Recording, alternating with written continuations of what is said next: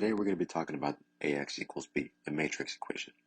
To start off, we have the identity matrix, which is the square matrix with all zeros in it except for ones on the main diagonal, top left to bottom right. If you multiply this by any other matrix, then assuming it's defined, it'll give you the matrix you plugged in.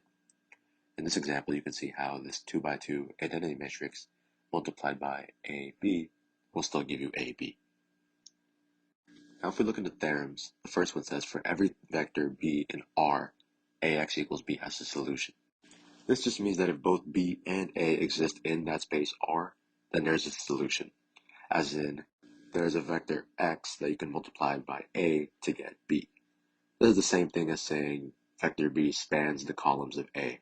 Now even though the equation says AX equals B, when we're trying to figure out X, sometimes X doesn't exist because there is no solution. We figure this out by determining whether the augmented matrix where you have A on the left and B on the right is consistent. If it is consistent, there's a solution. If not, there's no solution. Now let's look at the other theorems. If you notice that the columns of A have a pivot in every row, like you can see in this matrix right here, then that means for every vector B, then that means there's at least one X that you can plug in and multiply by A to get B. This is because of that free variable. Notice how there's x1, x2, x3. That means you can plug in x3 to be whatever you want, and you could still find a way to get to B, no matter what.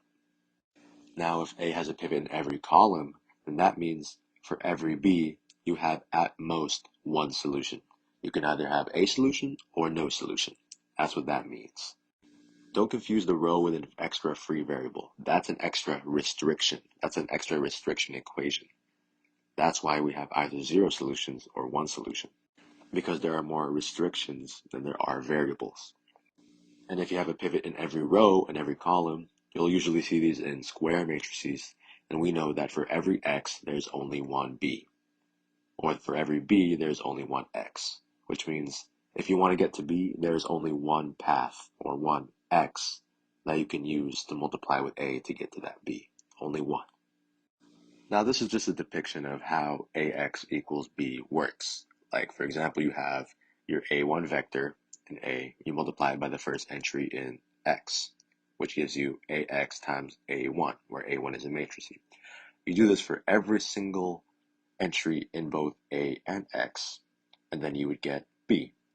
As you can see in this set of equations, the coefficients that we multiply the X variables by would be A. The things on the right of the equal sign would be B, and then we're trying to solve for x1 and x2. That's why we put it in augmented matrices.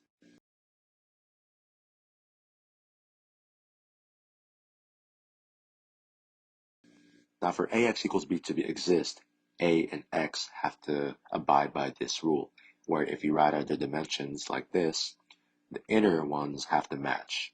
And if they do, they will yield a matrix with the dimensions of the outers. You can see this example right here.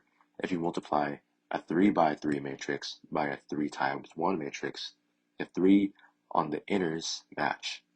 So it would give you on the ones on the outers, which is a 3 by 1 matrix. On the second example, you can see that the 4 and the 3 on the inner don't match. Therefore, this matrix multiplication wouldn't work. It's not allowed. Now for this example, we're trying to figure out whether this coefficient matrix is consistent for all b's that we could feed it. So this is basically asking, can we feed this any b and it would still give us a valid x solution vector? To detect consistency or not, we just need to make sure that there are no inconsistencies that can happen. Now since they're asking us if it can be consistent for all b, and we don't have a specified values for b, we can just substitute it for b1, b2, b3. So now we set up our augmented matrix where we have A on the left and B's on the right. Now we just row reduce to get echelon form. So in this example, we would get rid of the -2 and 3 by using the 1 in the first row. So we do R2 plus 2R1 and then R3 plus -3 times R1. And we also change the B's on the right as we would with regular numbers. I remember for echelon form, we want to get rid of any non-zero entries below the leading entries. I've boxed in the leading entries with red, so we can see that we need to get rid of the 4 underneath the -2. To do this, we can just do R3 plus 2 times the second row. Now if we do that, we notice that we have a 0 row on the third row. That's a good thing. Now we can determine what values make this matrix consistent. Now remember, an inconsistency is when a 0 row is on the left, but a non-zero digit or value is on the right. So in this case, the constant in the third row on the right side, 2b2 plus 4b1 plus b3 minus 3b1, can't be 0. Now we can simplify this, and we can get this expression.